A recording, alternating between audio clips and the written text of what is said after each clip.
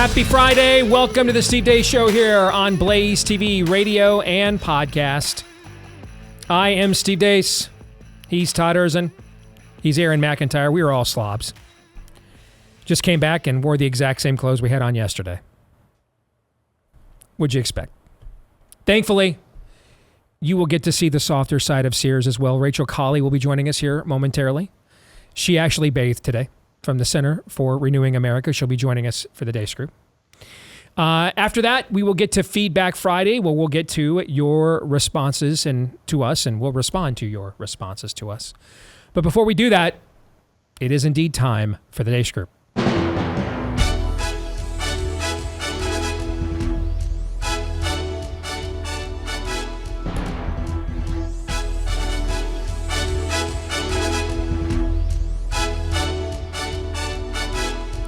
Your weekly look at the week that was, brought to you by our friends over at Patriot Mobile. They've been on the cutting edge of building the parallel economy, which is still developing slower than we would like. But thankfully, one place where it is fully available is with one product we fully need access to thrive in modern America. That's a mobile phone. They are America's only really American mobile phone provider left. They'll give you access to all three major networks. If you're a member, you can switch anytime for free. You, instead of giving your money directly to the people and forces that hate you, you'll be giving it to an organization and a company that supports your values, like religious freedom, the sanctity of life, free speech, and more. If you're a veteran or first responder, let them know when you go to make the switch. They've got extra ways of saying thank you for your service if you do. For the rest of us, you get a free activation if you use the offer code Steve, my first name, when you make the switch at patriotmobile.com/Steve. That's patriotmobile.com/Steve, or you can call their U.S.-based, which means you can understand them, U.S.-based customer service team at 972-PATRIOT. That's 972-PATRIOT. Let us begin with issue 1. Bleep Lord Nefarious says.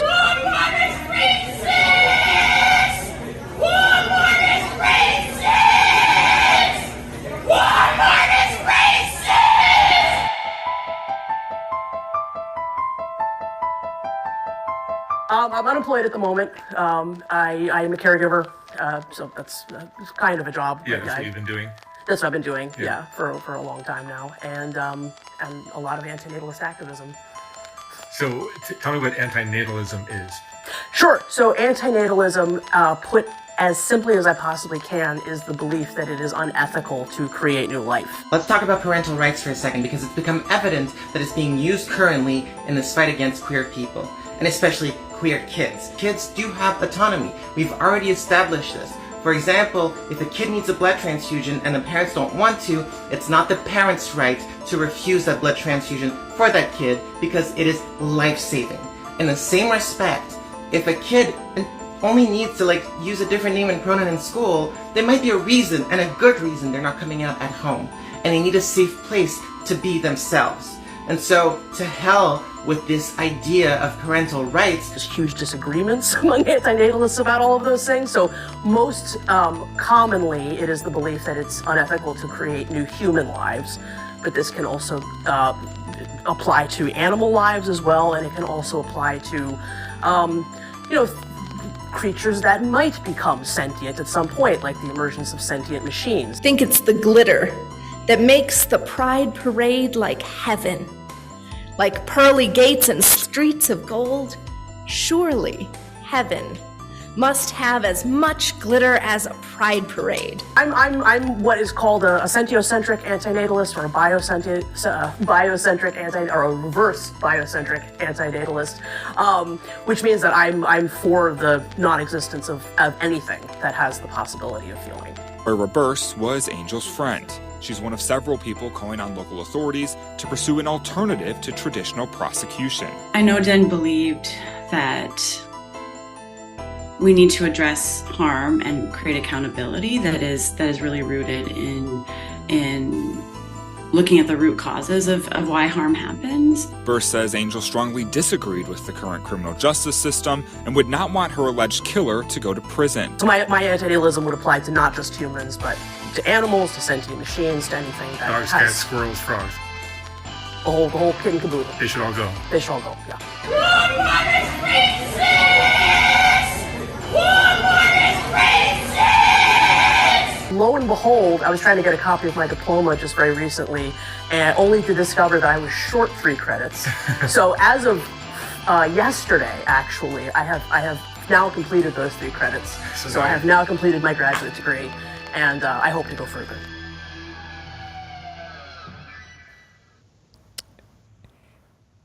Why, Aaron? Why? Todd, she has her graduate degree. I don't think it will take you more than one guess to guess what that graduate degree is in. I'm asking you specifically, Todd. Is it sociology? No. It's not my degree? Okay, No. I was going to say that'd be a nice it's print troll. media. She's a journalist? Let's get to the first question. Rachel is the guest, and ladies first. You are up first. What just now disgusted you the most, and why? What about these people like that baker? The friends of these people that get killed are all like, yeah, they kind of had it coming and we want to celebrate it. It wasn't just this baker in Oakland, and we all know about the girlfriend in New York who's also not wanting to identify the suspect who they just caught. I just think it is absolutely insane to me that these people are fine and willing to just be murdered and have their loved ones be murdered with no repercussion. It's insane to me. I agree it's insane, but in this case, let me literally play devil's advocate. It is also it's a demonstration of conviction, is it not? I mean, years ago, guys and gals that do what I do for a living would have created these things as parodies. Well, I guess this is what you really mean. This is where this is really going to go, right? Like the video, Aaron, you had like a month ago of the guy in the park who's being threatened with assault by the black male, calls the cops, right? Yeah. It's him and his girlfriend are in the park, right? Something like that. And he calls the cops. A black female cop shows up and arrests the black male for harassing them. And the white guy that called the cops begins to sob. He cries. Oh, I didn't want that to happen. I don't want to be a racist. I didn't want that. The black female cop's like, what do you think was going to happen here? Yes, Rachel, it is insane. But they're willing to do out in public now the stuff that we would have done like parodies about a decade ago. Like this is also a serious putting a suicide bomber vest on a 13-year-old and telling him, when you wake up, you'll get 40 virgins in heaven that Allah will have awaiting for you to usher you into your manhood in eternity. That's insane, right? That's insane, right? They did those things, though, didn't they? Yeah. And that was a clear demonstration of conviction in the actual belief system being articulated. Isn't this the same thing? Yes, it's insane, but this is religious level conviction. They won't violate the articles of their faith. They won't contradict them. They won't circumstantial, in this case, yes, but, in the real world, can't let the perfect be the enemy. They're not doing any of that. They're now, you see maybe I'm not making my point clearly, but they're going all the way. Yeah, this is what our colleague at BlazeTV, Rob Eno, calls unsane. Yes. There's insane where you're fighting against the prevailing sanity, and then there's unsane when you're embracing the insanity and calling it sane. Yes, I know that you have been living and working in D.C. for a long time, and we love that about you, but you're surrounded by a lot of people who aren't really sincere about a damn thing, regardless of what side of the aisle they're on, right? So I just wonder yes, it's insane, but it's a clear demonstration of conviction. Even in the face of great suffering, they will not alter their belief system. There's another belief system out there that used to have that as a hallmark, even in the face of suffering, even in the face of ridicule, even in the face of being considered crazy, called cannibals for eating the flesh and drinking the blood of their Lord, called polytheists for believing in a Trinity, threatened with their lives, scimitars and swords at the neck, and yet just for centuries on end, refused to give in. I can't think of what that was. My bad. Call the whole thing off. It's just crazy. No, but I'm serious now. Well, no. They are serious. This conviction is serious. Well, and it's why Aaron's montage here is either unintentionally or more often than not, he did this purposely. He conducted a symphony for you, because in the same montage with the women that Rachel highlights is over and over again that ridiculous person saying that the most ethical thing, and here I looked it up just to be clear, because I want it be pregnant with the meaning that she's trying to impart on it. Here's the definition of ethics: moral principles that govern a person's behavior or activity. That person says the most, and this is to Steve's point, the most moral thing you can do as a person is not exist. So yeah, we're right. We should be right around the corner from mass Hale-Bopp level suicides with these people. Great analogy. We should be. That is Hale-Bopp level stuff. Yeah. Yeah. Yeah. I mean, now, and what amazing, again, within the definition, morality is for persons. Now, they extended it to potential like creator level robot transhumanism and animals and everything. But like what the rest, here's the rest of us would be like, if we have any imago Dei in us, well, wait, isn't this whole, morality thing, it's because we exist. It was because we were created, we would start asking questions. But look at how bad the church has been about making sure that the terra firma stays firm. That's how you get to this place.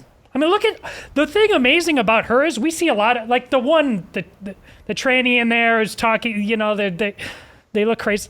That woman looks like she's basically telling you, like, I like this fertilizer better when I plant my cucumbers than this one. Her affect is just like, it's matter of fact. I've been allowed to talk like this for 2 decades she's the now. woman crunching her granola in the David Daleiden videos while bartering baby birds. Yes. Just a casual conversation. Yes, we're having but everybody else allows this to go on for 2 decades while she gets her degree 3 credits short.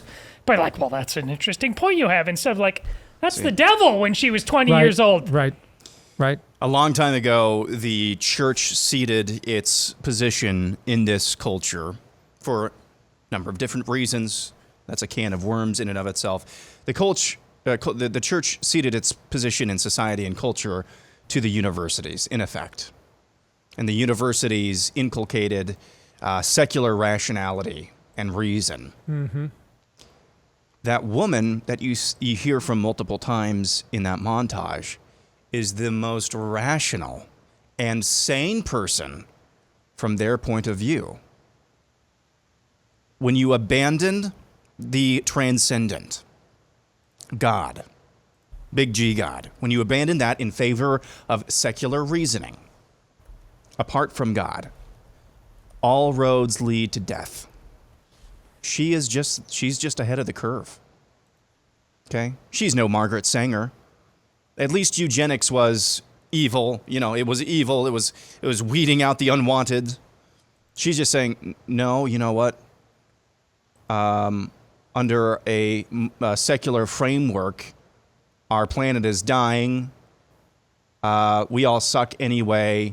We should just all off ourselves. If you have any capability or any potential of feeling, you should die and not be allowed into this planet. That's the most rational thing.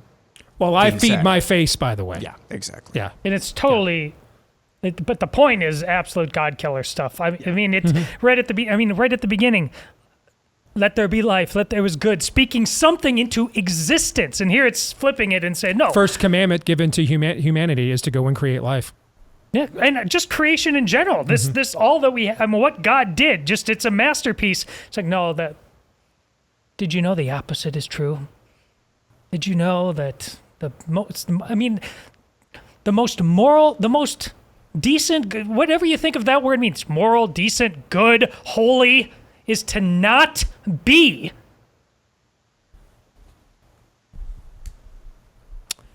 Can you think of a being or an entity or a cabal whose agenda would be nihilism and deconstruction, chaos, and anti-existence? Probably just a coincidence. Indeed. Jimmy. Let's get to the exit question. On a scale of 1 to 10, with 1 being the odds, John Fetterman is still his own man at this point. And 10 being the odds, Lindsey Graham has his own man. Rank this week's level of total depravity, Todd. 10. Aaron. 10. Rachel. 10. 10. Couldn't tell if I got a smile out of Rachel there on that one or not. I couldn't tell. Yeah, that was good. She's always That was really smiling good. on the inside, especially when she says Ray Epps, right? Or gets the coffee barista to say Ray Epps. All right, let's get to issue 2. Mr. Speaker. The yeas are 216. The nays are 210. The resolution is adopted. Without objection, the motion to reconsider is laid on the table. The office of Speaker of the House of the United States House of Representatives is hereby declared vacant. Florida Congressman Matt Gaetz disappointed with now former House Speaker Kevin McCarthy's handling of a budget battle and the passing of a 45-day stopgap resolution to keep parts of the federal government funded, succeeded in his mission of ditching McCarthy. Before the vote to vacate the chair, Gaetz defended his position. If this country's going down and if we're losing the dollar, I am going down fighting. And I don't care if that means fighting Republicans, Democrats, the Uniparty, the leadership, the PACs, the lobbyists. I've had it. I've been here 7 years. We don't have a budget. North Carolina Congressman Patrick McHenry is now the Speaker pro tempore of the U.S. House of Representatives. You know, every time I watch him bang that gavel angrily, the thought has occurred to me. Can we do this every day, please? Think of, well, I'll run down this gamut right now. This is the most expensive, when you look again at cost of living, inflation, CPI, interest rates, it's the most expensive used car market of all time. It's the most expensive new car market in almost 20 years. It's the most expensive housing market we've had since 2008. Is it good at all to have a housing market compared to 2008 in any way, shape, or form? Is that a good thing? No. No, it's not. What did I mention on the show yesterday? One of three things would need to happen for the housing market to return to even pre-COVID affordability. Either incomes need to go up 55%, either the home values need to go down 35%, or we need to lower interest rates by at least 4 points. So look at what's going on down here where the rest of us live. Have you ever seen, Republican or Democrat, anybody holding that gavel and express any level of anger and applying it over any of the stuff happening to us, like they did about whatever you think of this current situation? If you think it's a farce, if you think it's great, it's a revolution, it's an insurrection, whatever you think it is, have you ever seen anybody holding that gavel get as angry and smacking it down on the table about what's happening to us down here as he was about the little inconvenience happening to them up there? Ever seen that? Forget even holding the gavel. While all the things that are happening, Steve, you just laid out, they went on vacation for 6 weeks. Yeah. You just put it down. Well, if you look at this Congress since January, they've been on vacation for most of this year. So, Rachel, we're going to start with you again because your group, Center for Renewing America, was all over this. So, was the right thing done here, and what happens now? Absolutely. I think this was not only just historic because we all know this hasn't happened in about 40 or 50 years, but it was historic just in my own lifetime here in DC in the last 15 years. I know this is a concept that you guys have talked a lot about. You talked about it with Daniel earlier this week. We have lived under a leadership, a uniparty leadership that has betrayed us at every turn. But two things are true. We entered into this majority, we entered into this Congress with a slim majority at a time where this is not Clinton's government. It really isn't even Obama's government. We are at the hour of 11:59 where the country's burning down. And so the fact that we wanted to have a party that would continue to do regular order just wasn't something that you and I wanted, but it's something that we've always expected. Rewind to January where we have more fighters now on Capitol Hill, the Chip Roys, the Ralph Normans, the Bob Goods, than we have in a very, very long time. And they said, you know what, I get what time it is, screw it, I'm gonna make sure that we fight for the country. And I don't think people realize what happened in January when they orchestrated this whole agreement was extremely important because it did hold Kevin McCarthy to a standard that said, if you screw us on these 3 or 4 things, we're going to come back at you.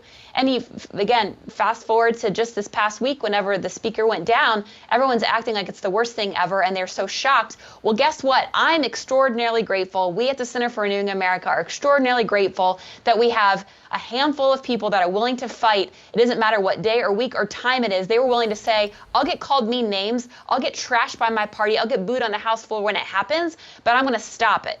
Now, we can talk about what happens from here in a second. I know that you and I and Aaron and Todd are all on the same page, that we're not used to the Republicans in Congress doing anything good for us. But the fact that we even took this step is big, and it shows me that we have people that are willing to throw their reputations on the ash heap of whatever the lobbyists here think about them. And I was extraordinarily happy to see the people that did that fight for hopefully what will be a new change, because Kevin McCarthy has not made a single meaningful policy reform in the 9 months that we've had the majority. I mean, there's, I love Thomas Massey, and I've seen him take a lot of bullets other people would not take. I think of COVID, for example. I mean, he's basically, John What's-His-Nuts from Games of Thrones, all right, against the entire U.S. Congress on the CARES Act, right? Okay. And Trump's threatened to primary him and everything else for that.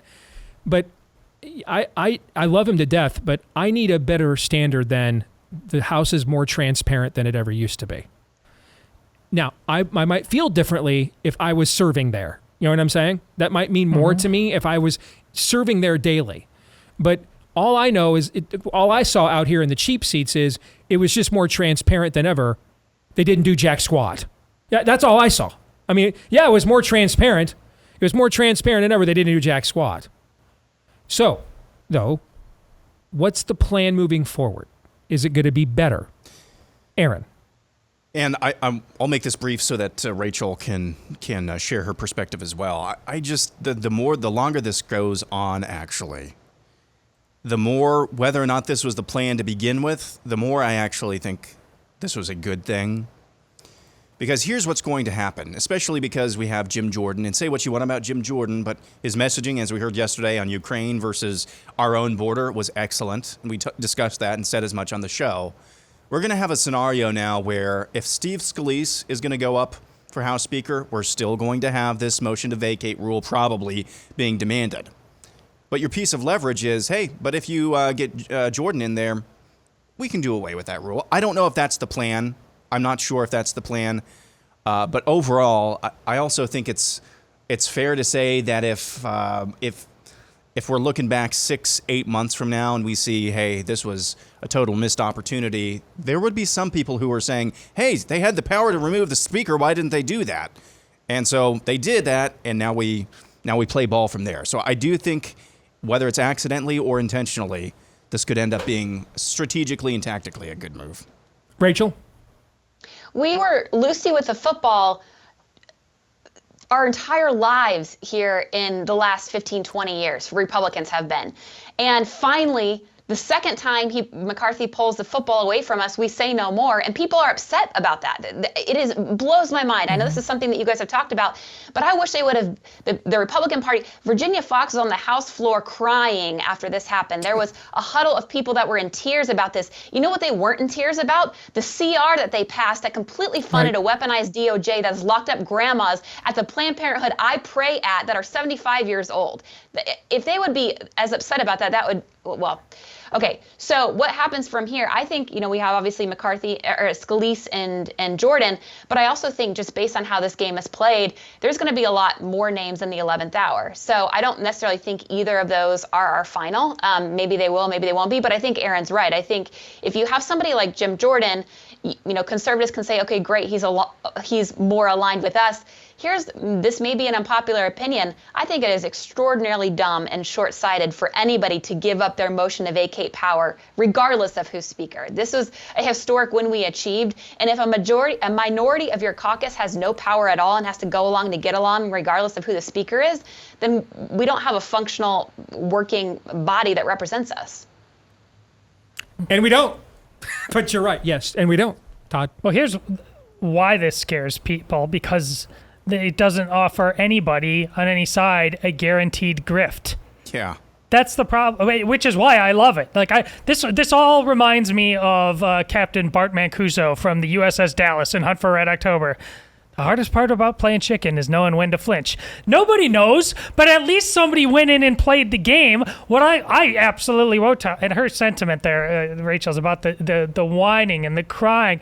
Oh, what? I just don't know where my grift's going to come from now. I just can't believe that the people are stepping up. After saying for years on the GOP side, we need to work with Democrats, we need to talk with Democrats, we got to be like them, we got to do this, we got to fund, we got to do everything like them. And then the moment somebody decides, you know what, I hate this game, regardless of his motivations or whatever else on Matt Gaetz, he's just like, this game sucks, and he's right, and he uses all the, oh, you really want to play with the Democrats? Let's do that. We're going to go with 8 plus 200. You're out of here. And they're like, oh, you worked with the Democrats. How dare, are you kidding me? Yeah, regardless of whether or not Matt Gaetz is a fraud, whether he's a clown, what have you, that actually, I think, proves the point that's being made here, is that for so long, GOP leadership has deserved this, especially from, if you want to call him a fraud or a clown like Matt Gaetz. They deserve that.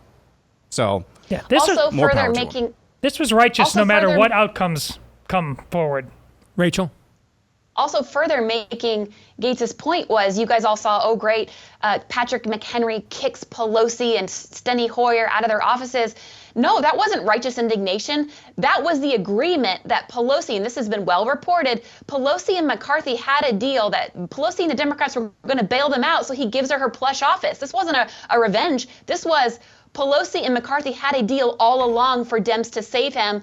They screwed him, and then he gets mad and kicks him out of the office. I'm glad you brought that up. That's an important point. Also,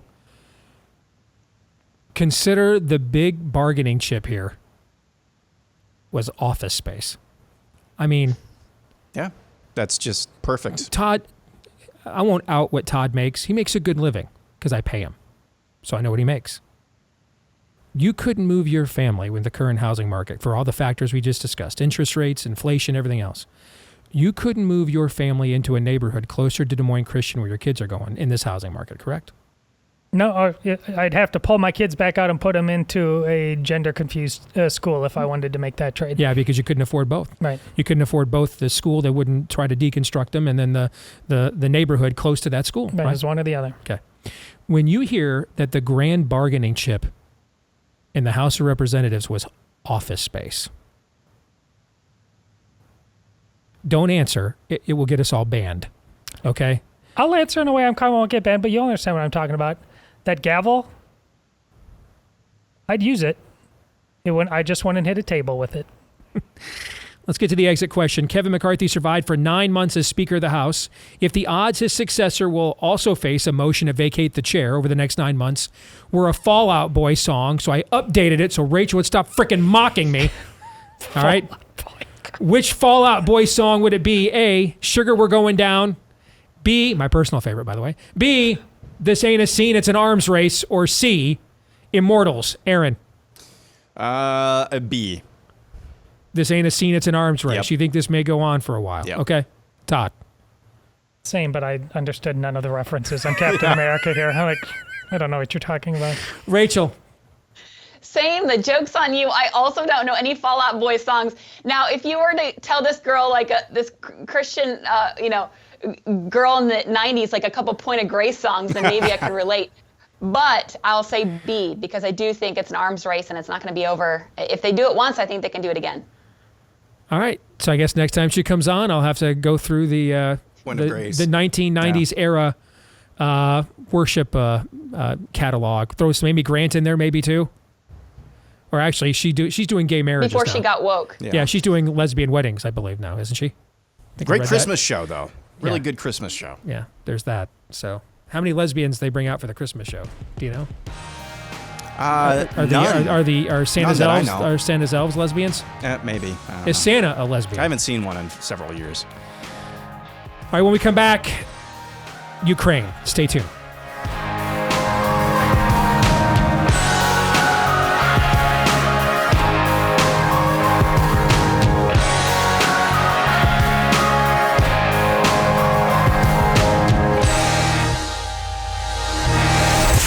The Steve Deace Show.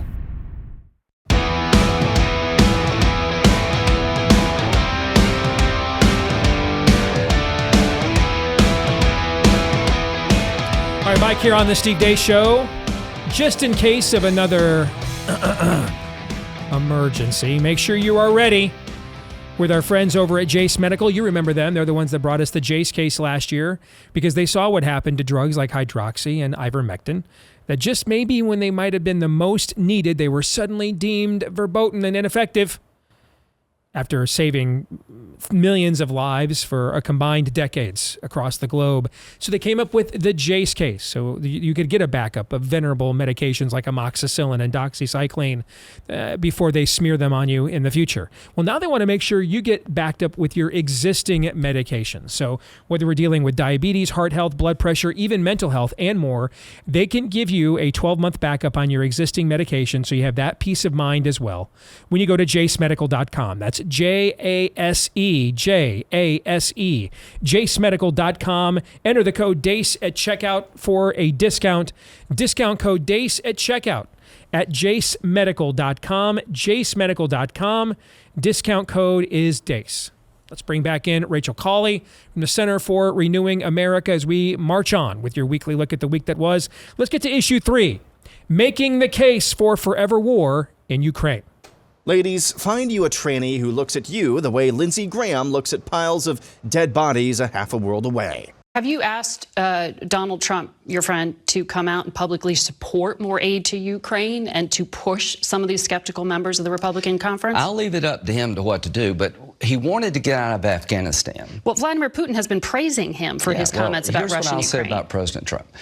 He did not pull the plug on Afghanistan, even though he wanted to. The biggest mistake we've made since the war on terror is withdrawing from Afghanistan. To President Trump and anybody else, if we pull the plug on Ukraine, that's 10 times worse than Afghanistan. There goes Taiwan. To stop funding Ukraine is a death sentence for Taiwan. Putin will keep going. You missed all of World War II if you don't know how this movie ends. To the Republicans who say Ukraine doesn't matter to us, you're wrong. Respectfully, you're wrong. The war gets bigger, not smaller. There goes Taiwan. If Ukraine can beat Russia, China's less likely to invade Taiwan, and Putin gets stopped. So there's the case. That's the Forever War Inc. case for war in Ukraine. Let's go around the room here.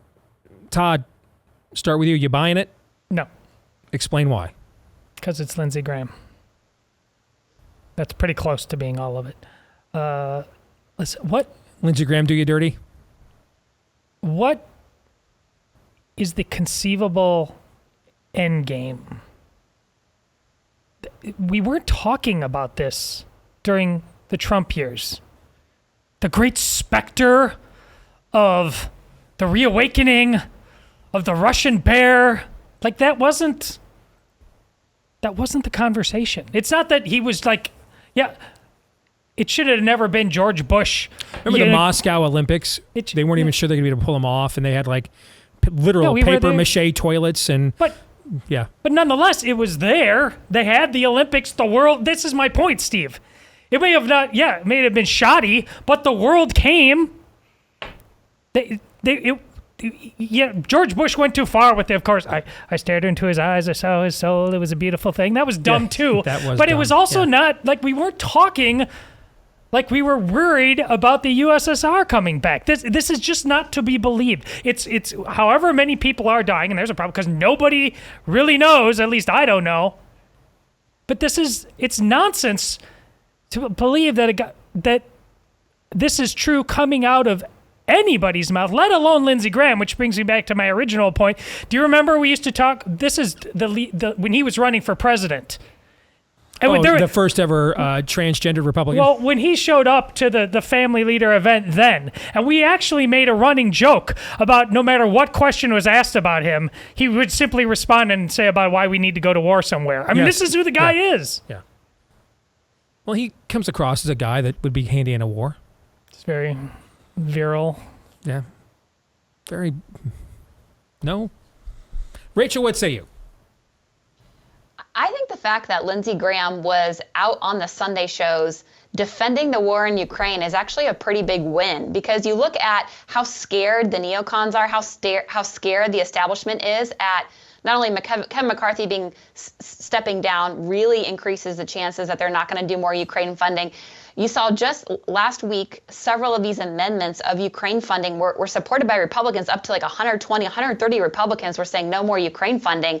I think these guys are legitimately scared that the world is catching on very quickly. And I don't think that there's going to be a shot that much more Ukraine funding keeps happening through Washington. I will say one thought, because this is, Lindsey Graham cannot do math. One of the stupidest things he said in that interview was that if we pull out of Ukraine, that hurts Taiwan. It's the exact opposite. Like we're basically running out of our ammunition stockpile. The Pentagon announced it yesterday. They're going to have to down build to more 2 weeks in our strategic petroleum reserve. Yeah. It's so like this isn't even a foreign policy discussion at this point. It's a math problem. But I think it's a good sign he's out there defending it, because he knows the neocons know they have to step up their defense game. Aaron. Hell no. This is not a good defense. This is the same warmed over neocon talking points I've heard my entire sentient life. Heard these same types of arguments about staying in Afghanistan, going into Iraq, over and over and over again. It's just the same ones. And I ask myself a question when I hear people like Lindsey Graham make this case. Why is it that every geopolitical conflict inevitably results in dead bodies and bloodshed? Why? Let's say Russia is one of our biggest geopolitical foes. Do you know how many warm water major ports they have? One. Mm-hmm. And it's in the Black Sea, which means what? You have to go through a canal that's controlled by a NATO ally. That's a pretty big deal. It's a pretty big advantage we have, isn't it? To choke them off. China, despite its size and despite these countries' size, China has massive logistical problems and choke points that we could exploit if we wanted to. But no, we got to go with a boots on the ground war in Taiwan. Why is that? Well, those smart leverage plays that I just laid out, where you could go to choke points, you could exert some leverage, those are cheaper options. The smarter options are always cheaper. And then there's just the power tripping of, this is conventional warfare, and I like being able to sign my name on a move to declare war on another country. It's just wicked. It's just evil. I'm absolutely sick of it. Let me express one thing here quickly. And Rachel, I want to get your take on it, because we've already discussed it amongst ourselves before. I am fearful that this has been so mismanaged by the Biden administration. And therefore Putin has, did you guys hear what he said today? Because we saw him blow his political opponent out of the sky last week, or last month, right? He said no, a bunch of his crew they were getting stoned on the and opening up grenades in the plane. That's what he said. I am fearful that this has been so mismanaged, and so many resources have been depleted in this cause, that he may feel emboldened now, and he might say, the he here being Putin, what's my incentive to negotiate? I would have been fine just taking the Donbas before, but I'm going to take the whole effing thing now. And then maybe I will move on. And that this thing has been mismanaged so much that they have turned Putin into the very figure their talking points were justifying when this started. Does that make sense? Yeah. I mean, that's my fear. My fear is, and that little voice in the back of my head says, why would Putin negotiate now? Why would he do that? That's been the secret sauce all along, though, on some level. Nobody knows his actual... Unless there was some talk like he was legitimately like losing his mind or something like that. That was out there for a while. I haven't heard that since then. I think nobody knows the actual limits of what he or can and cannot do than Vladimir Putin. I think he simply relies on all the magical thinking of everybody else, one direction or the other, and how easy it is for grift or political manipulation, whatever, to get people saying, thinking, believing all kinds of crazy things about what he's capable of, when really, like, I think he'd be the first to tell you, I couldn't even pull off the USSR if I tried, unless you give it to me, which apparently may happen. Rachel? I think you're right, Steve. I think in their desire to make him the USSR, all the nonsense we're doing with NATO expansion. We're trying as hard as we can to piss Putin off in a way that they want him to act. Meanwhile, the bad guy they want in Putin is sitting over there in China as happy as a lark, and they're not, you know, we're letting Xi run our country and giving him access to our green energy, you know, creating green energy here. The Chinese have basically overrun our country. So it's just a willful blindness that they don't even want to address China, and they are so obsessed with Russia. All right, let's get to the exit question. Aaron, I'll start with you. What do you think is the most likely outcome in Ukraine? There will be boots on the ground at some point from the United States. I don't know what the outcome will be after that, but I do know that that is an outcome in and of itself. That's an answer in and of itself. Rachel? I agree with Aaron. I think England just sent boots on the ground last week. I think, sadly, we'll probably be behind sometime before the next administration can take over. Todd? Putin's gonna win. He's gonna be the one that gets something closer to what he always intended to get. See, I don't notice we are kind of unclear of what the outcome is. That's what makes me nervous. Let's get to the kicker topic. Issue 4. Is Matt Gaetz actually Ilhan Omar's brother? Look at the smolder that Ilhan has on her face there. The lip lick, I should say. I mean, run that back again, Aaron. Let people see that again. Get a good look at this. I mean, look at that. The tongue in cheek. Contemplating, like, I don't know, man. He looked pretty good. Look at that. Look at that. You were talking about ladies get a tranny that looks at you the way that Lindsey Graham looks at Forevermore. Fellas, get a woman that looks at you the way Ilhan Omar was looking at Matt Gaetz yesterday. Are you kidding me? Look at this. Look at that. So, based on her predilections in the past, is Matt Gaetz actually Ilhan Omar's brother? Aaron. Of course. Why is this controversial? Why are you laughing? Of course. Are you going to throw in, can Matt Gaetz be smoked? Sure. Okay, all right. Sorry, Rachel, you had to be here yesterday. Sorry. I'm sure Lindsey Graham has that thought as well. Oh, hello. All right, Todd. I don't see race or gender or anything.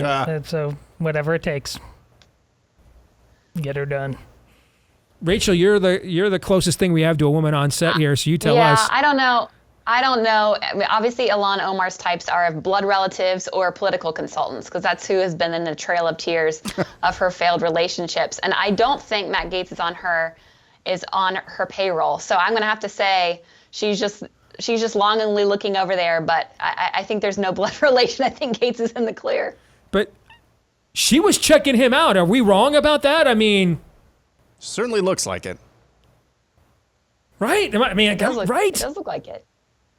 I mean, that might be the first time in Ilhan Omar's life she was prepared to swipe right. First time ever, right there, right? All right, we'll let it go.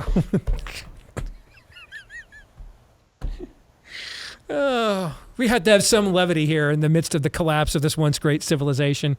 Straight up, though, she liked what she saw. Straight up. Aaron, predictions, go. I'm stealing what's probably Rachel's prediction, maybe not. Your Boilermakers beat my Hawkeyes tomorrow. That was absolutely my prediction. Yeah. I'm going for. Can the Hawkeyes be smoked? I'm sorry. Go ahead. Never mind. Go ahead. Go ahead. 2 touchdowns. I think we're going to win by 2 touchdowns. I could see that. I could see Iowa getting up like 10-0 and still losing by two touchdowns. Todd, who's more annoying when they get nihilistic about their favorite team? Me or Aaron? It's you. It's you. I mean, good grief. The lack of hesitation was priceless. Is this a real question? Yeah. That's an answer. It's harder to figure out if Matt Gaetz is Ilhan Omar's brother to answer that question. I still haven't unmuted you. Michigan podcast. Nice. Maybe I need to. All right, so that's your prediction, Rachel, is that you guys are beating Iowa by 2 touchdowns this weekend? Yeah, but since Aaron stole mine and we're all on the same page here, thankfully, I will say that Dinesh D'Souza's new movie, Police State, which stars one of my colleagues I know you guys are friends with, Steve Friend, former FBI whistleblower, It comes out in about 2 weeks. And my prediction is it may not do as well as Nefarious, but I do think in the first day it hits the box office, it's going to break $1 million. October 23rd. Wow. They actually just sent us a pitch for that today. So great. Yeah, we will work on that. Todd? To honor Steve's return back to the dark magic that is Lions fandom, the Bears' first victory of the year will come against the Lions.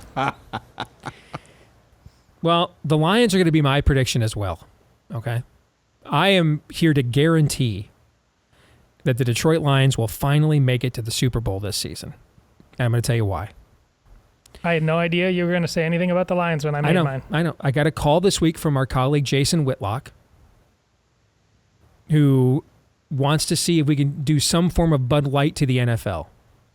And he wants to organize a boycott of the Super Bowl along those lines. And he kind of laid out his pitch to me. And then he was like, so what do you think? I said, I think, brother, you just guaranteed the Detroit Lions are making the Super Bowl this year. Because it would be the most Detroit Lions thing ever, ever, ever. 40 years I've been a fan. You're going to make this 40 years a slave. You're going to make it about you. Yes. Isn't it always? Quite frequently. All too often. And then finally, when they make it, you're not watching. I'm part of a boycott of the Super Bowl. But you know what? I'll take that trade. If it took me not watching the Super Bowl for the Lions to finally make it. Took you not watching the Wolverines, for right? us to finally win that game. It worked. Yeah, it worked. That's how this worked. Yes. Yeah. Yes, they were just waiting for me to give up, and they're like, all right, finally. Yes. Do you ever lay in bed at night and wonder if Aiden Hutchinson knows who you are? I refuse to answer that on the grounds that it may incriminate me. Efforting? I thought you were either going good answer to that question? I thought you were either going to fire me or do something along those lines. All of those answers, all the answers to that question are going to make me look bad one way or the other. We're sorry, Rachel, for what you just endured these last 5 minutes. Good to see you as always, Rachel. Thank you. Thank you. You bet. Can Aiden Hutchinson be smoked? I'm sorry, I just on a plank of cedar. The rest of the year, I'm yeah. just going to be randomly inserting that. Can it be smoked? A lot of things that can be smoked. Smoked baked beans. Smoked scalloped potatoes. I've had that. It's We really actually good. still have another hour left. Stay tuned.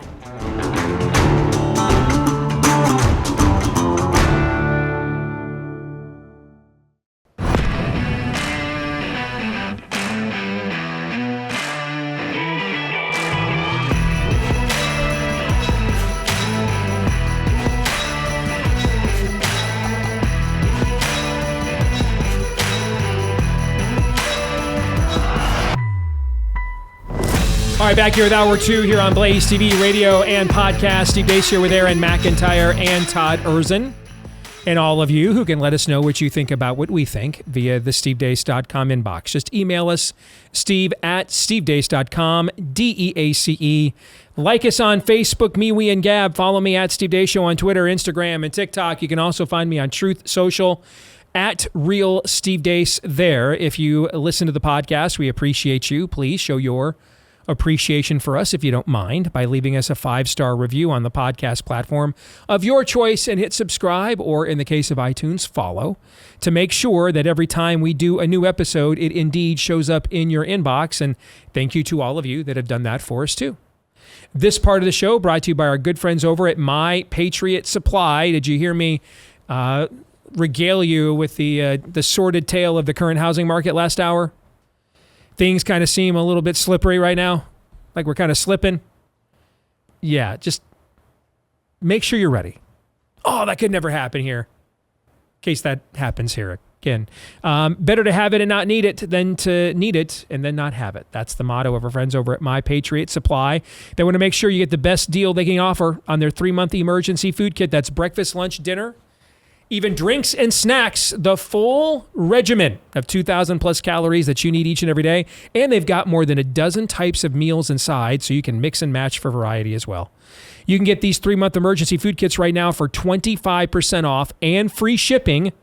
25% off and free shipping when you go to preparewithdeace.com. That's preparewithdeace.com. Once more, preparewithdeace.com. All right, are we ready to go with some Feedback Friday? Yes, All indeed. right. Let us begin with Michael Showalter. Let's just go ahead and set the mood right from the jump, shall we? Michael says, after watching your last couple of shows, I decided to watch a movie that would give me at least a modicum of hope for the future. So I watched Aliens vs. Predator Requiem. I loved that. I think I'm picking up what he's laying down. Yeah, yeah. By the way, did you guys see that Elon Musk said yesterday? He is convinced there is no such thing as extraterrestrial life. I did not see that. No. Yeah, just he's convinced of it. He's seen no evidence of alien life forms and any of the technology he's been involved in and any of the space exploration he's considered or actually engaged in. Even went so far as to say that he believes all the evidence shows we are the only candlelight of consciousness in the universe. He is so close. So we best do what we can to make sure we keep that candle going. That's what he actually said. I agree, Aaron. He's either so close, or that's the freaking most, Antichrist. That's Yeah. or that's the most evidence I've heard yet that aliens actually do exist, because he has it and he doesn't want anybody to know about it. It's one or the other. Yeah, I think he's so close, or he's the freaking Antichrist. That's what I think. I kind of think it's going to be one or the other. No, I think if you've got $29 billion, you're kind of one or the other. Because you've accumulated so much wealth and so much power that either, you are a modern day Constantine, to borrow from your church history, or you're an antichristical figure. He's got too good of a sense of humor to be the Antichrist, I think. Think the Antichrist will be kind of boring, do you? No. Oh, he might have a non-charismatic. no, The not that. No, Antichrist just he's actually will just speak in memes. So Mike, so Mike Pence is the Antichrist. Memes. closer. Melanie says, listening to part of your show the other morning just infuriates me. Your precious Ron DeSantis lies too and is definitely not a saint. He used a fake AI voice of Trump in one of his campaign ads to make it look like Trump said something controversial when he didn't. His unscrupulous measures have lost my vote, and I'm sure many others. You want to attack Carrie Lake for lying, then do the same with Ron DeSantis. What's her name? Which lies? Can you point? Can you point to that some never happens. specific ones? Well, she did. She said that they used the AI to make it look like Trump said something he never said. That's not, But he did say that. It just I know wasn't. what- There just wasn't a clip of it. Yeah. Yeah. So I would like to know if there was an actor reading like an impressionist of Donald Trump, reading off a tweet of Donald Trump for an ad like this, would she have a problem with it? I don't know. Is it negative against Trump? Yes. Okay, then the answer is probably yes. Oh, okay. Yeah. what's her name? That's kind of my read. Melanie. Melanie. He's not going By the to way, date you. I missed that name. That was a good name, girl name when we were growing up. Not a lot of Melanies anymore. What happened to that name? It's a good name. What did you do, Melanie? No, we're not doing that again. You just did. Can it be smoked? Make sure you smoke before you spice. Just My the way motto. you said that yesterday, so deadpan too. No, I was earnest. I know. It was earnestly deadpan. That's what made it funny. I wanted to know if the salmon was smoked.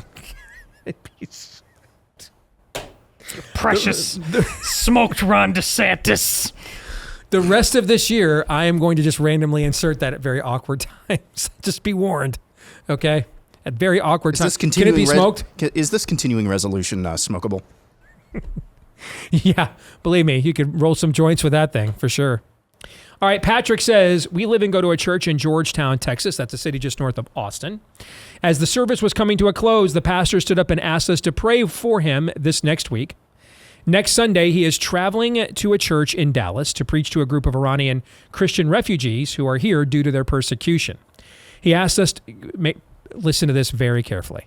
He asked us to pray for him and what he is supposed to say because the Iranians he was going to speak to are ready to go back home. Yes, you read that correctly. He said, quote, they would rather go back home and face religious persecution than to continue to live among this godless culture we call America, unquote. Our pastor is going not to preach to them, but to try to persuade them that we need them here to teach us how to follow Christ deeper and truly be countercultural. How far gone are we as a culture that these brothers and sisters in Christ would rather face the Shah of Iran and well, you really mean the Ayatollah of Iran. They got rid of the Shah. Would rather face the Ayatollah of Iran and that persecution than live in this godless culture. I immediately thought of you and know it's a long shot. You'll see this, but thought it was worth trying. I love listening to you guys daily. And I thought this was very apropos to what you have been discussing lately with Theology Thursday. Keep up the good work. Tell Todd and Aaron I said hello, and because there are a few of us Texans left still fighting the good fight. Reaction to that? Asked and answered. And it's in Texas. Yeah. They are fleeing Texas to Iran. Can that be smoked? No.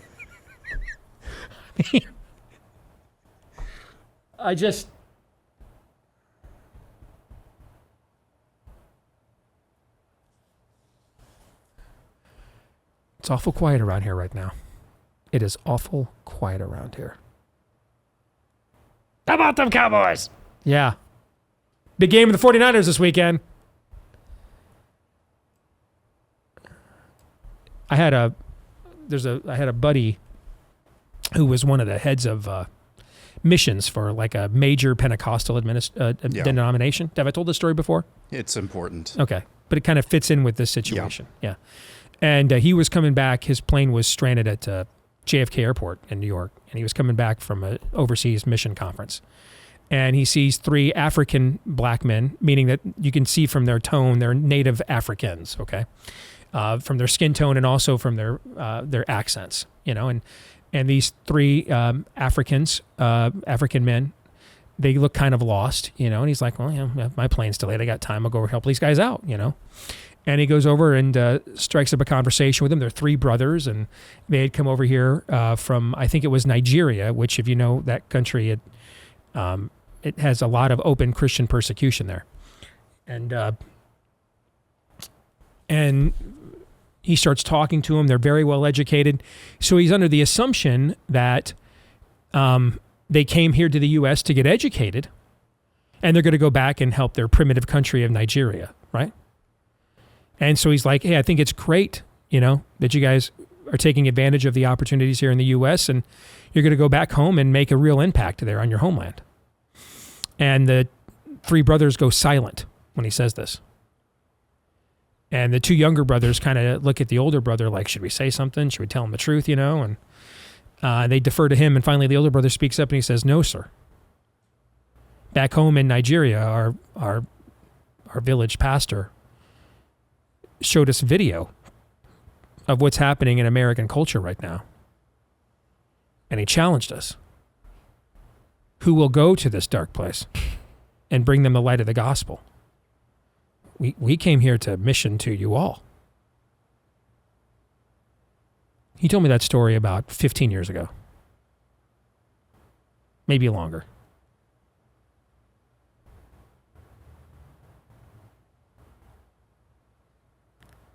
I think I read recently for the first time ever, America is importing more missionaries than it is exporting, sending out. First time in American history. I think I read that a couple of years ago, if I remember right.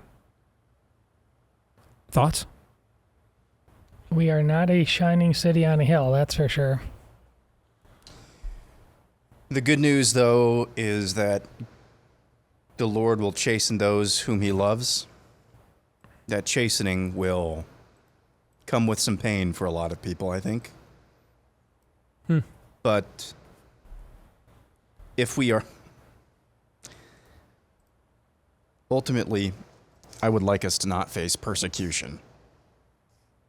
But when it comes to the state of our eternal souls, that may be what the doctor ordered for the church in this country.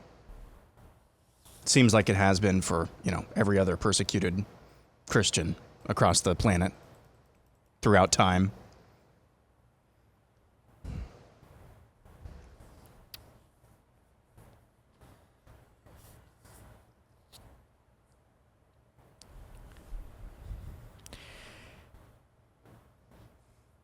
Is it possible? Is it possible to maintain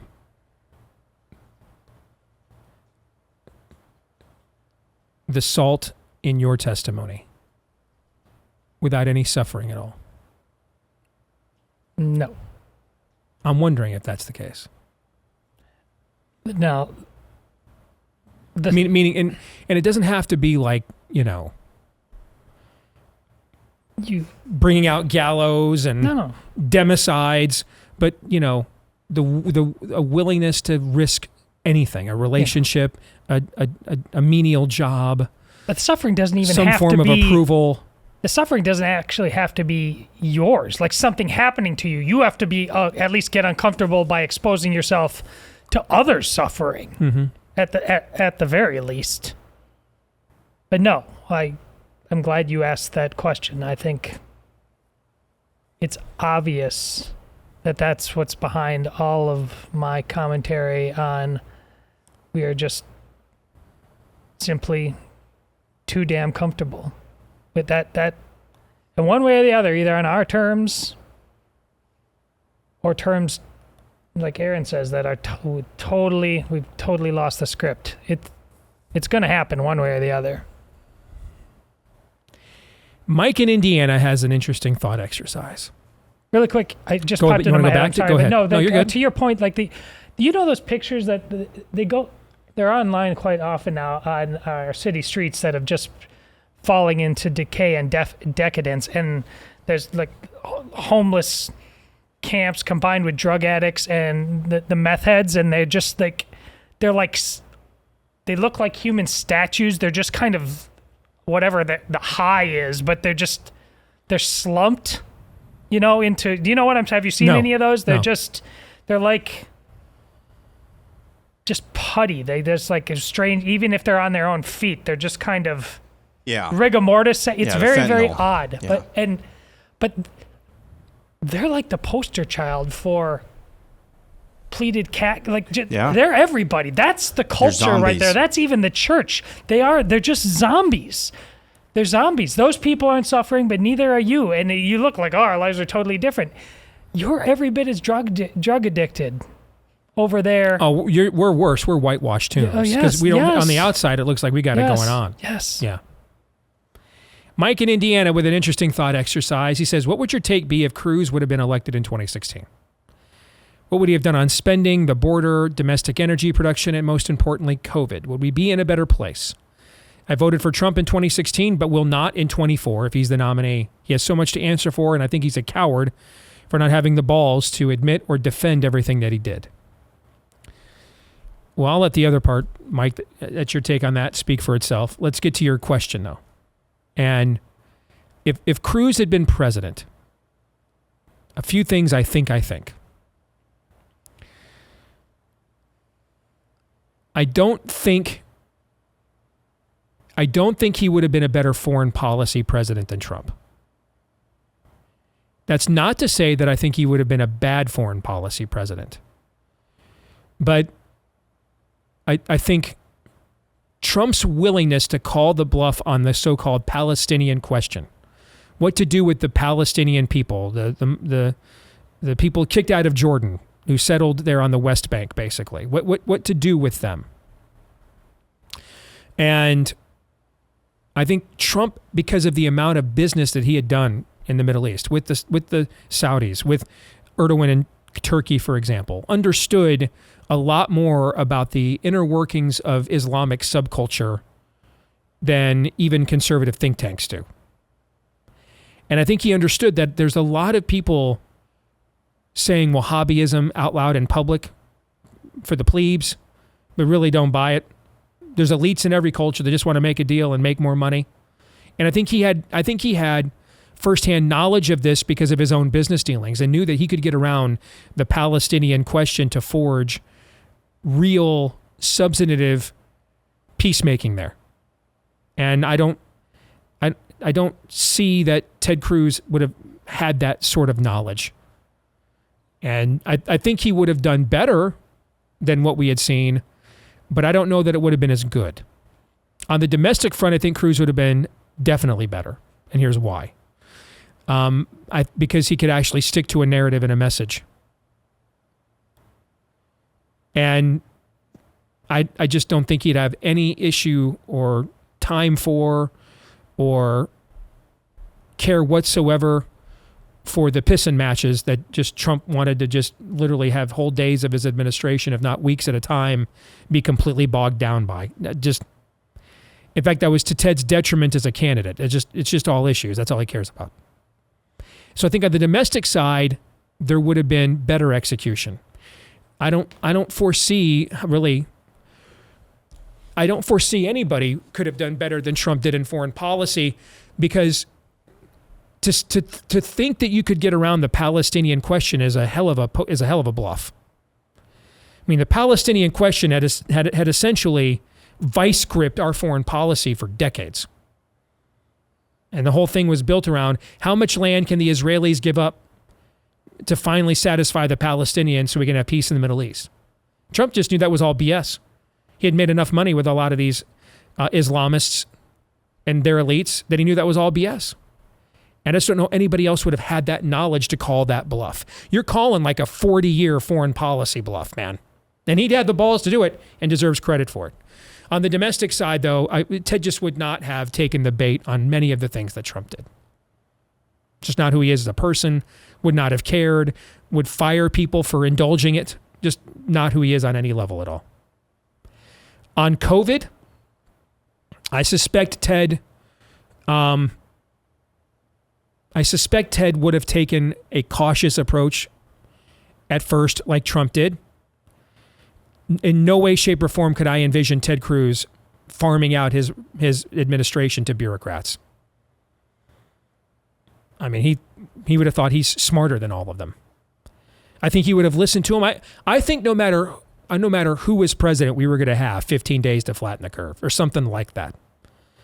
Call a timeout, like in a basketball game. Let's see what we're dealing with. See if we can slow the momentum. What's the truth of what's really going on?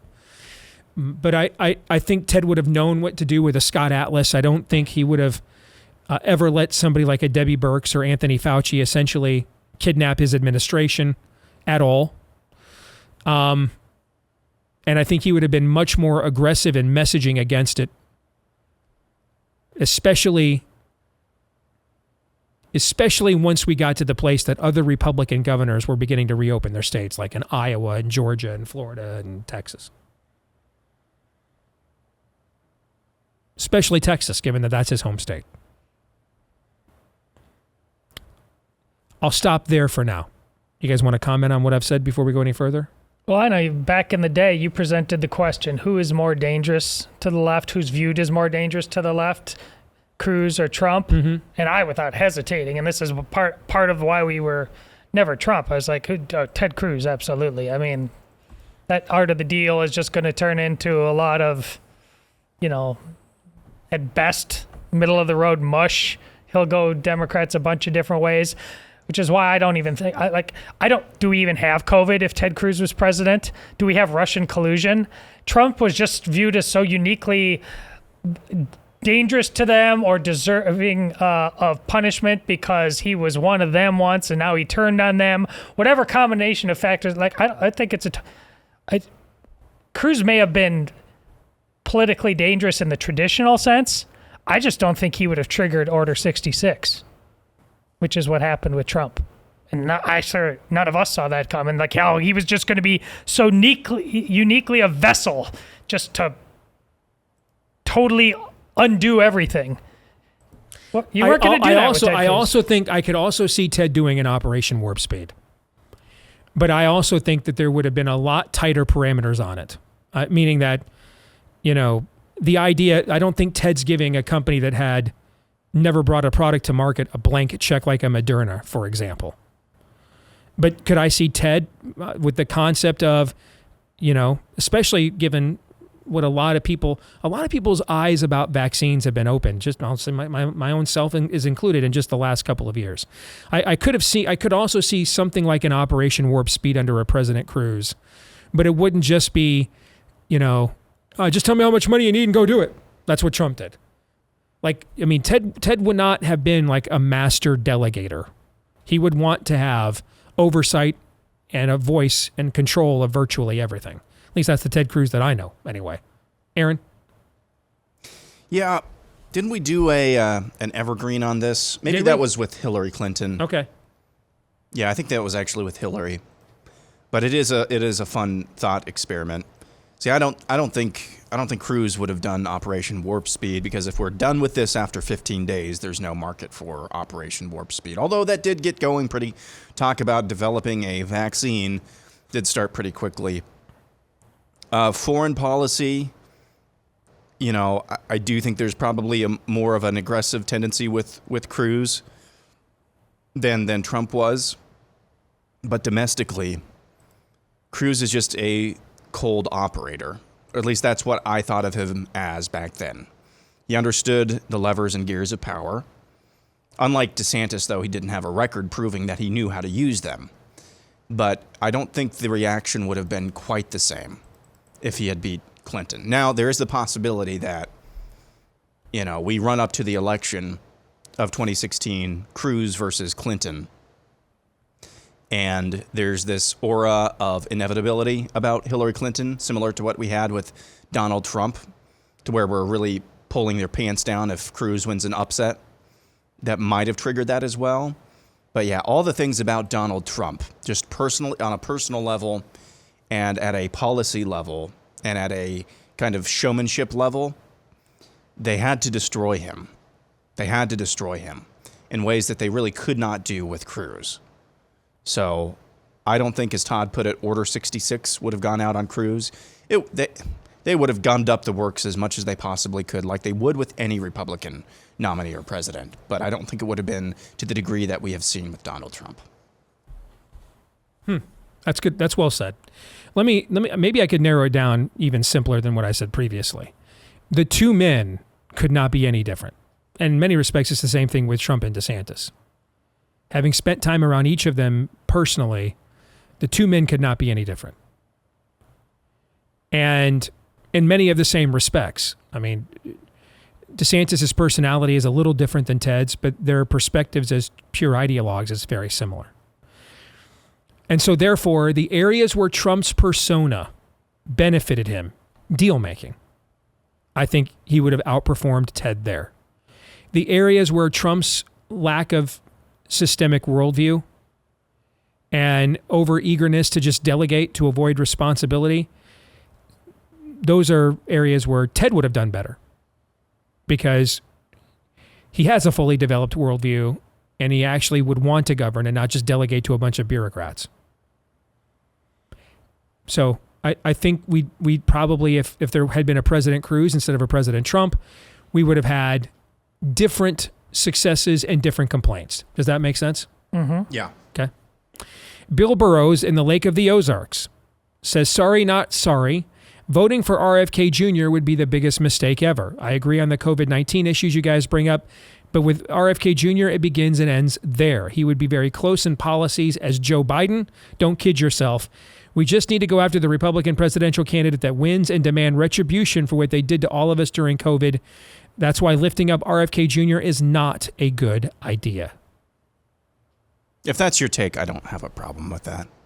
Don't necessarily agree, but I don't think any of your reasoning is necessarily flawed. I mean, if that's still your take after going and watching the worldview exercise that we did on Monday, I would have a difficult time getting to the strong, the stance where you are. Even though I had RFK Jr., I think, rated the lowest of all of us. You had the most negative take. You did. Yeah.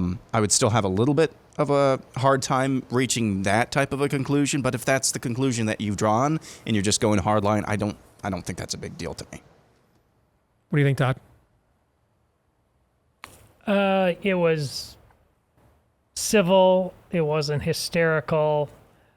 Like so many of the trolls. There was no dear leader aspect of what you're talking about. I don't know that you're realistic about the likelihood of the retribution you're talking about, no matter who the Republican is. But I appreciate the input. It's not unwarranted. Here's the beauty of of RFK Jr. running third party or independent. Is I think you're going to get answers to these questions now. Because there is no reason to appease any traditional Democratic constituency on any level. There's none.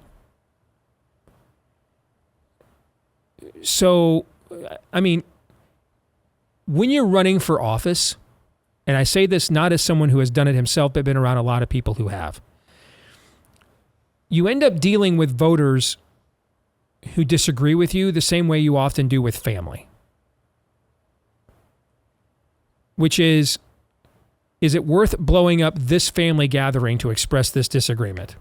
And if the answer is no, then I'll either say nothing and let you march on, or I'll agree with you just for the sake of this moment. And you're going to find out now that he doesn't have to appease really any Democratic constituency or even pretend to.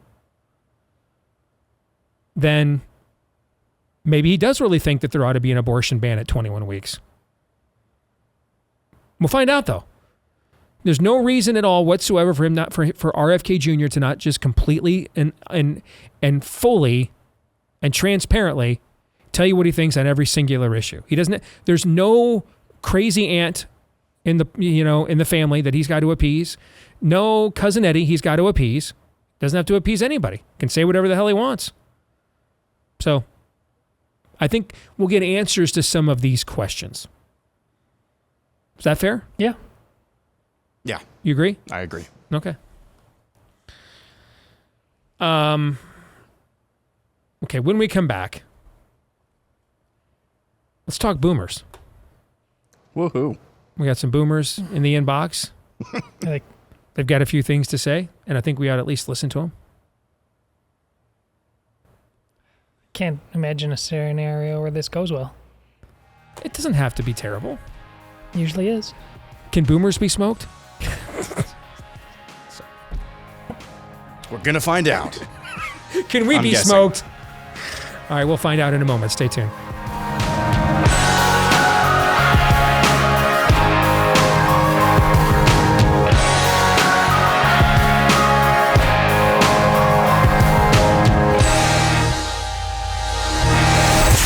The Steve Deace Show.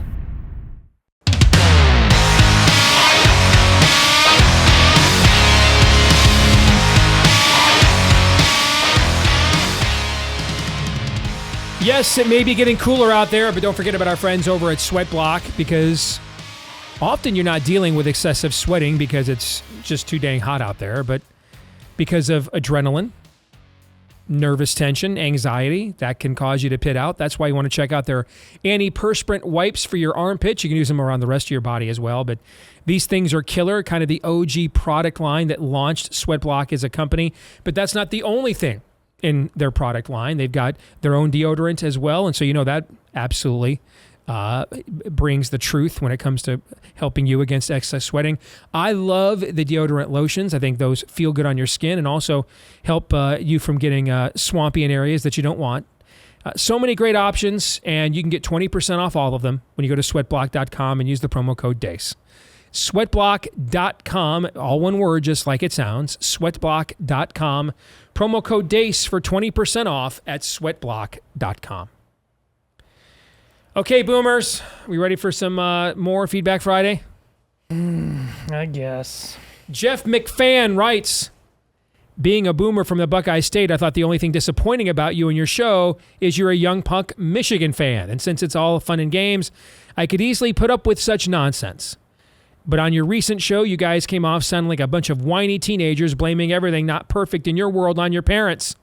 I agree our country is in a world of hurt and that the boomer generation allowed a lot of the chaos to get started. But I'm not seeing your generations doing a whole lot to remedy the situation. I'm fairly certain pointing fingers at the boomers accomplishes nothing productive. But I still love your show. Keep up the good work. Even if at times our world seems unbearable, you guys point out the few bright spots and do give us hope. I don't necessarily disagree with anything Jeff said. Just at the end there, we don't really point out very many bright spots. We could do a better job of that. Yeah, but I don't disagree, and in fact, I think I've even said many times, I'm not entirely convinced our generation will do better given who trained them, but also, you don't see a lot of our generation just saying, okay, if you boomers won't go out of the way, we'll just move you then. You don't see that. If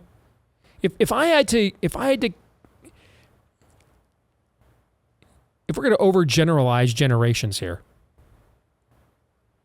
I would say a lot of our generation, if you're a Gen Xer, look at some of the social conventions that our generation is responsible for. Just a few of them. Grunge music, reality TV. I mean, original reality TV before what we see now. Okay.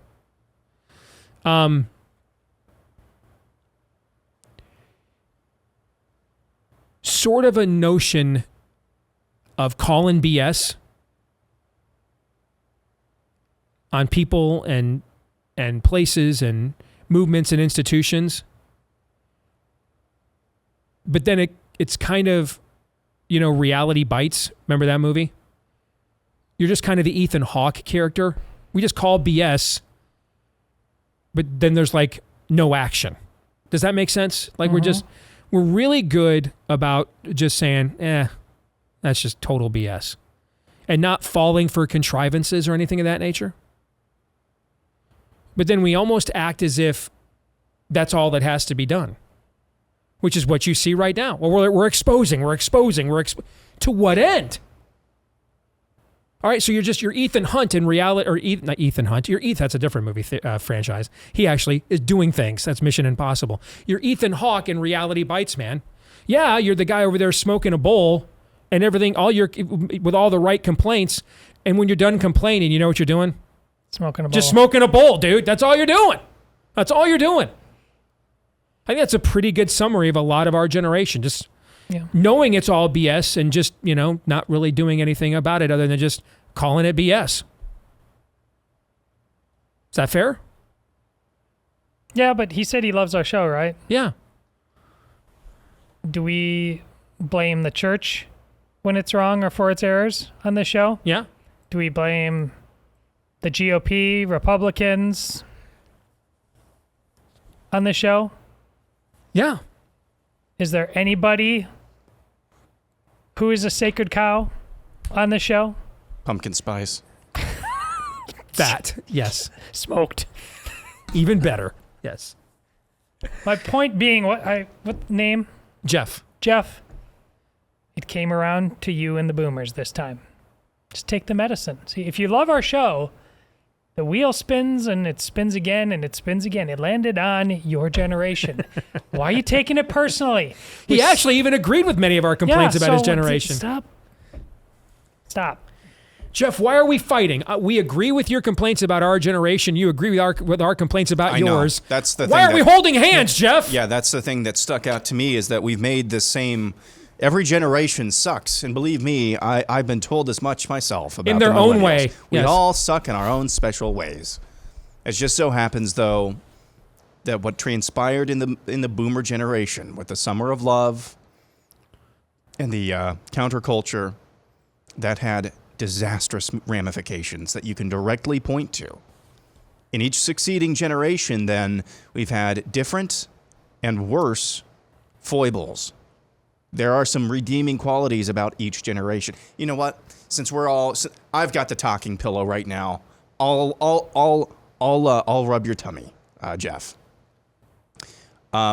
Redeeming quality about the boomer generation. Music and movies. They knew how to make both. You knew how to do a job. You knew how to do your jobs. Yep.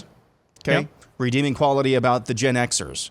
Y'all know how to call BS on. You just mentioned that. Oh no, we're passing the sharing ball now. Dear God. Okay. Millennial generation. Well, I'll just skip that. Gen Z. Well, you have some pretty Can the hair. millennials be smoked?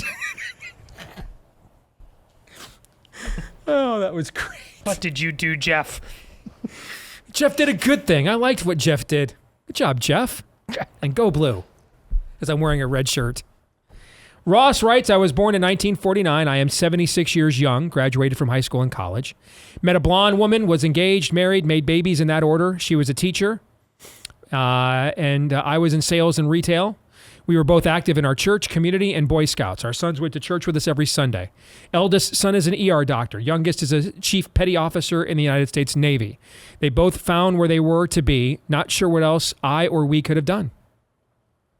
Ross, you lived a good life. Here's the thing. I've gotten a lot of these emails, a lot like this.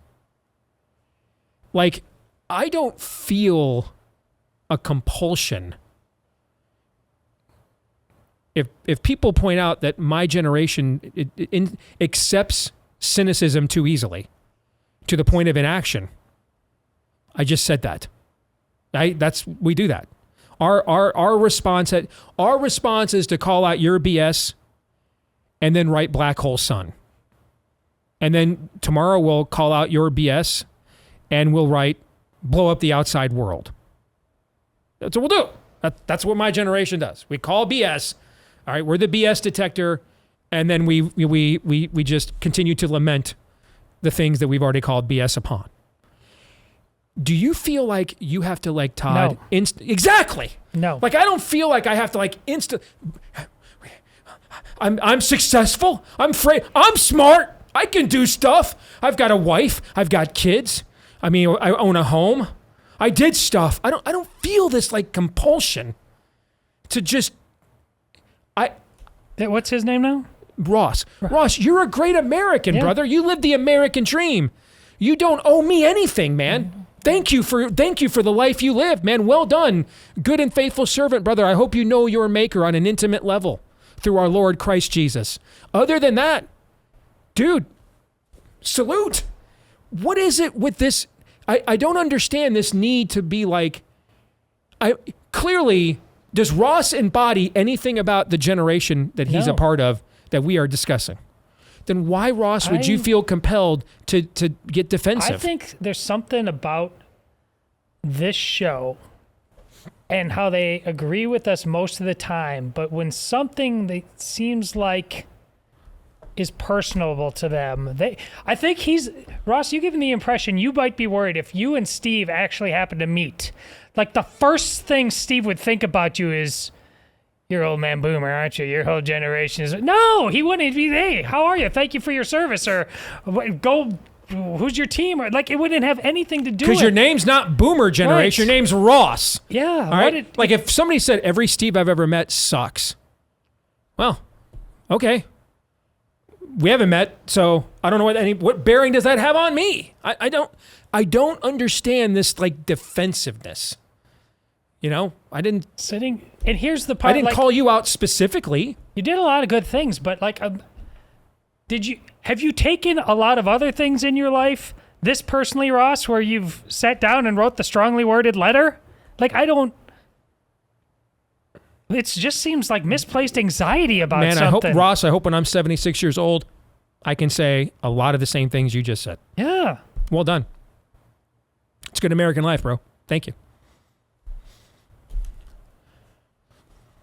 And I bet you if Ross were here, if I were to ask him, there weren't enough Rosses in your generation, were there? What do you think he would say?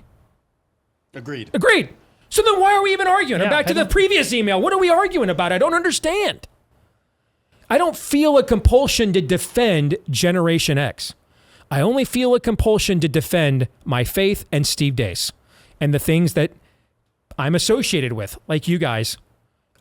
Those are all very specific things. But when I say defend my faith, I mean like my own testimony and my own faith in my faith. I don't feel a need to defend the Southern Baptist Convention when it goes nuts. I don't feel the need to defend the Pope when he goes nuts. Yeah. They are their own individuals. In Christianity, you don't stand before your maker with your generation. You don't even do it with your church, actually. You don't even do it with your family. You do it yourself. You're individual. You're individually made, fearfully and wonderfully made in the image of God. You are accountable to him individually.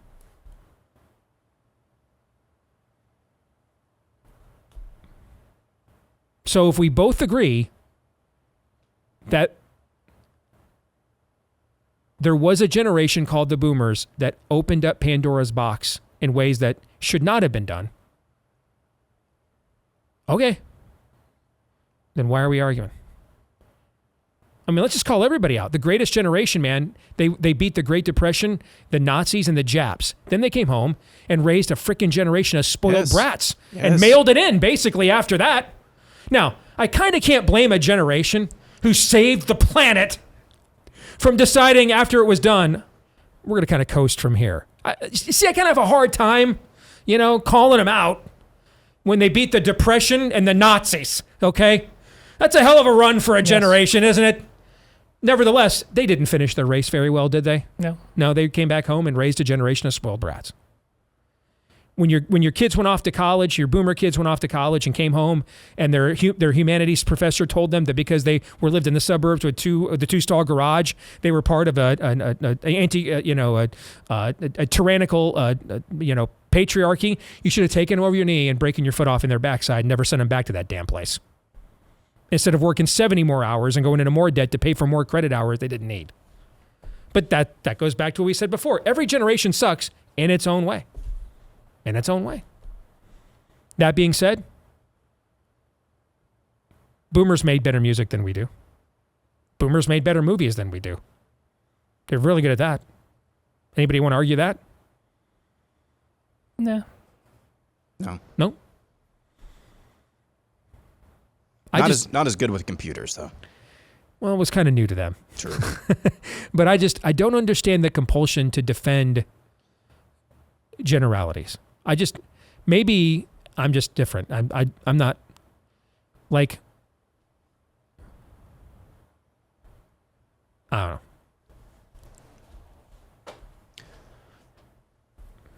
I just don't get it. I don't feel a need to, in my timeline, I get negative comments about our network and other shows all the time. I feel no compulsion to defend them at all. Nor would I expect other shows, and when they get negative comments about me in their timeline, we're all part of the Blaze team. What do you mean you didn't defend me against Pez Dispenser 42 bait me? With his 3 followers and his Twitter egg logo. There's no loyalty around here, for goodness sakes. For gosh darn Fargan bastages. Who cares? It's not you. Freaking boomers. I had to do it. I'm sorry. No, I'm just yanking your chain. Todd, is this segment everything you hoped and dreamed it would be? It still makes me a little sad, but it wasn't a total tragedy. All right, we've got 3 minutes left. Final thoughts, gentlemen. Oh, my goodness. That earlier with Rachel and your montage, Aaron. I mean, the fact, this is where you want to talk end times, the crazy dots. This is what we come to. The Catholic wants to end the week with, let's talk some end times. But the crazy connections that, Harold Camping, I'm making all of connecting up, but just look at where we are. The God killer stuff is ultimately, it's just rewinding the tape of the good, the true, and the beautiful as fast and as far as you can till you're back at the beginning. And in so many ways, male and female, he created them. We're spinning that out. It's like one of the last things to break. And then when you say the ethical, it's not even like I'm nihilistic, so I don't care about anything. It's the good thing to do for people is for there not to be any people. Which isn't just, it's not just like ignoring God or going a different way. It's making sure that the very opposite of God is true. That stuff is chilling to me. It's far more like, it's right there. It's simple. It's as obvious as nose on your face. You don't need to attach magical scripture verse in every single book of the Bible and have some advanced calculus of it. It's chilling to see how close we may very be to the end. Yeah, just reiterating to that woman, she's a random woman from Chicago with no job and a master's degree in print media. Surely we're not drawing great conclusions out of her. No. She's not an aberration. She is the rational, logical conclusion of secularism. That's all that she's just ahead of the curve. Ultimately, every single issue, every single minutia of any secular worldview will end up where she ended up. They may take different paths in getting there, but ultimately, apart from God, death is where you end up in more than one ways. Have Friday. a good weekend. I don't know what to say. Smoked. Yes. Smoke your weekend. John 3:17.